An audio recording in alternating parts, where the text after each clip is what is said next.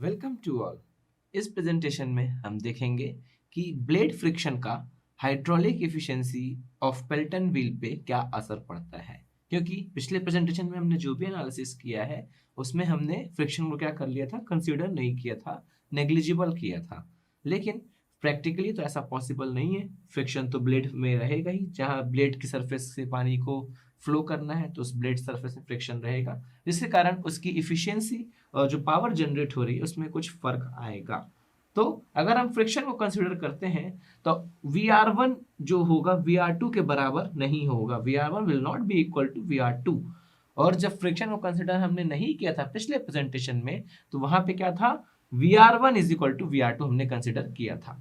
ठीक है, तो अगर हमको VR1 और VR2 को अगर रिलेट करना है तो हम क्या कर लें। देखिए VR1 क्या है, इनलेट की रिलेटिव वेलोसिटी। इनलेट में तो पानी आया, ब्लेड में टकराया, और जब ब्लेड में टकराएगा तभी तो फ्रिक्शन का इफेक्ट आएगा। इफेक्ट मतलब VR2।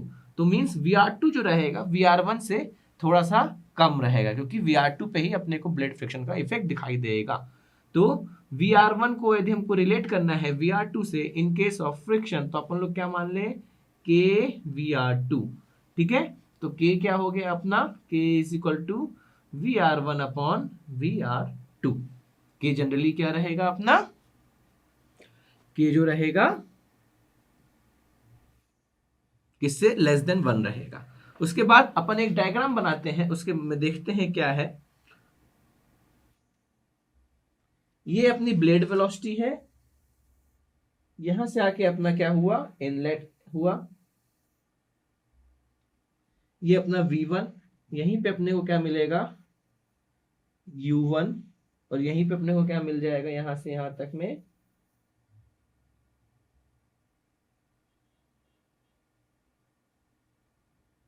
VR1। उसके बाद जब वो निकलेगा यहां से तो ऐसे निकलेगा, ये वाला कौन सा रहेगा अपना, VR2, ये वाला V2, और ये वाला VF2। ये एंगल कितना, बीटा, और ये एंगल फाई। ये वाली वेलोसिटी U2, यहाँ पे U1, और ये वाला जो रहेगा ये वाला VW1। ठीक है, ये तो अपन ने ब्लेड वेलोसिटी डायग्राम ऑलरेडी देख चुके हैं। यहाँ पे जो K है वो क्या है, K is a blade coefficient of friction. K क्या है, कोफिशिएंट ऑफ फ्रिक्शन। यहाँ पे ध्यान देने वाली बात है, VR2 इज इक्वल टू, ये थोड़ा सा उल्टा हो गया है, VR2 जो होगा वो ना कम रहेगा VR1 से, तो VR2 जो है K VR1 होगा। तो यहाँ पे ये VR2 अपॉन VR1 होगा, क्योंकि जो VR2 K क्या है, जनरली लेस देन 1 होगा।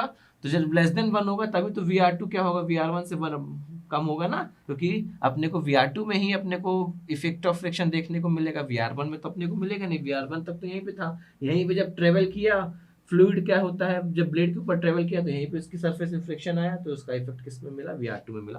तो VR2 जो रहेगा फ्रिक्शन के केस में VR1 से कम रहेगा। उसके बाद अब अपने को एनालिसिस करना है कि पावर जो जनरेट हो रही है उसमें क्या फर्क पड़ रहा है फ्रिक्शन का, और जो हाइड्रोलिक इफिशियंसी हो रही है उसमें क्या फर्क पड़ रहा है फ्रिक्शन का। तो अपने को पता है VW1 इज इक्वल टू कितना था, ये V1 is equal to VW1 भी है यहाँ पे, क्योंकि ये टेंजेंशियल कंपोनेंट होता है और यहाँ पे टेंजेंशियली स्ट्राइक कर रहा है, तो ये दोनों बराबर होंगे। तो यहाँ से VW1 कितना मिल जाएगा अपने को, U1 प्लस VR1 मिल गया अपने को VW1। और VW2 यदि अपने को निकालना है, यहाँ पे ये क्या है, VW2।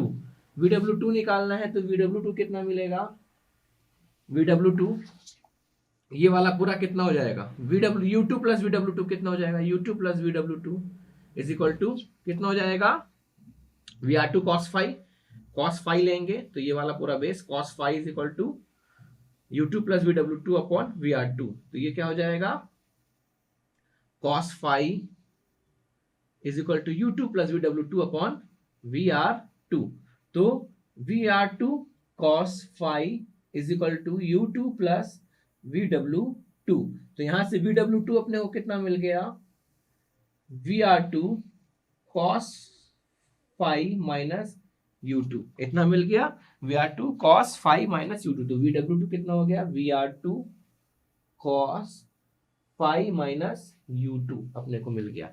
तो अपन ने पिछले प्रेजेंटेशन में देखा था कि जो फोर्स आएगा, फोर्स टेंजेंशियल फोर्स जो आता है इसके ऊपर, वो कितना आता है, एफ एक्स से उसको डिनोट किए थे अपन लोग, F X M dot VW1 plus minus VW2।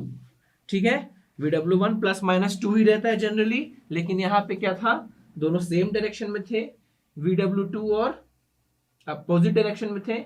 यहाँ पे VW2 इस डायरेक्शन में है और VW1 इस डायरेक्शन में, तो अपोजिट डायरेक्शन में क्या होगा, ये प्लस में आएगा। ये हमने पहले स्टीम टरबाइन में भी देख चुके हैं, VW1 प्लस VW2।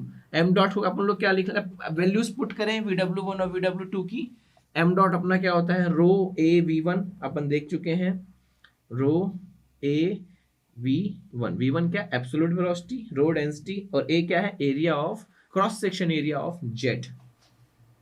VW1 कितना है, U1 प्लस VR1, तो VR1 प्लस U1। उसके बाद ये बड़ा ब्रैकेट ले लो, यहाँ पे छोटे ब्रैकेट में इसको अंदर बंद करो, VW2 VR2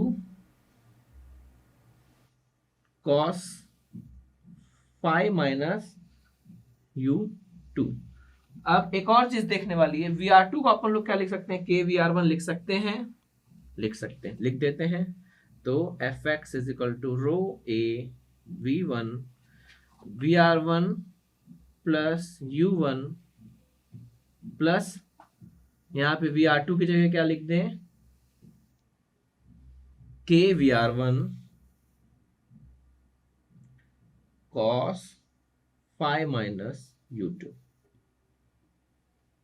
ठीक है, अब इसको सॉल्व करें। यहाँ पे अपने को पता है U1 is equal to U2 है, बिल्कुल, क्यों, क्योंकि इनलेट और एग्जिट में दोनों में क्या है, रनर की रेडियस सेम है, रनर के रेडियस के सेम के अलॉन्ग इनलेट भी हो रहा है और एग्जिट भी हो रहा है।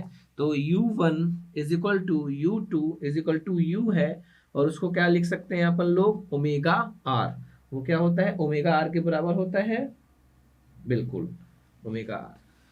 तो अपना ये रिलेशन किस में डिड्यूस हो जाएगा, इसको सॉल्व करना है अपने को, सॉल्व कर लीजिए। अब ये तो अपना हो गया फोर्स, हो गया फोर्स होने के बाद यहाँ पे U1 की जगह U1, U2 की जगह U लगा देते हैं। F X is equal to rho A V1 VR1 plus U plus K VR1 cos phi minus U। ये अपना रिलेशन हो गया।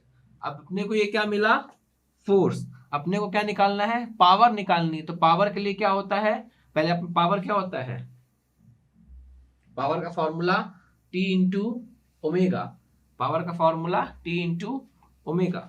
तो यहाँ पे अपन लोग क्या कर लें, T इज इक्वल टू क्या होगा, सबसे पहले यहाँ पे VR1 माइनस U कॉमन कर लेते हैं अपन लोग।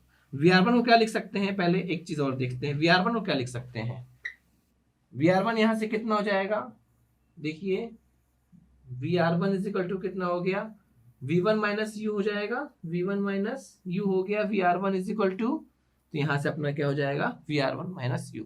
सो fx का अपने को ये रिलेशन मिल चुका है।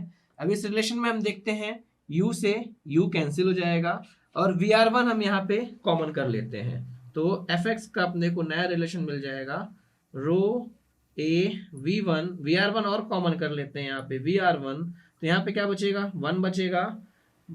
उसके बाद क्या बचेगा,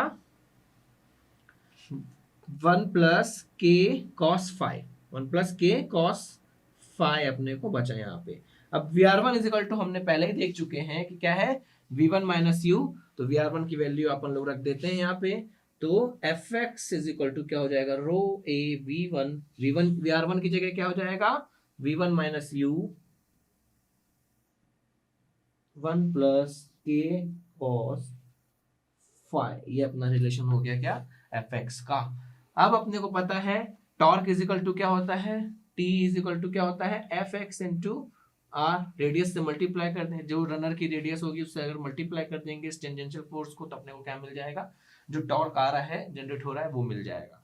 तो और टॉर्क को अपन लोग ओमेगा से मल्टीप्लाई कर देंगे, तो जो पावर जनरेट हो रही है अपने को वो मिल जाएगी। तो यहाँ पे अपन लोग डायरेक्ट पावर का फॉर्मूला लिखते हैं कि पावर कितनी हो रही है, तो तो P is equal to torque कितना हुआ, F X into R into omega, ये बनेगा। तो R इंटू ओमेगा अपन ने पहले देख लिया है क्या होता है, R इंटू ओमेगा कहां पे गया, R into omega is equal to U, ये तो ऑलरेडी U हो गया। तो fx की वैल्यू यहाँ पे अपन लोग रख देते हैं।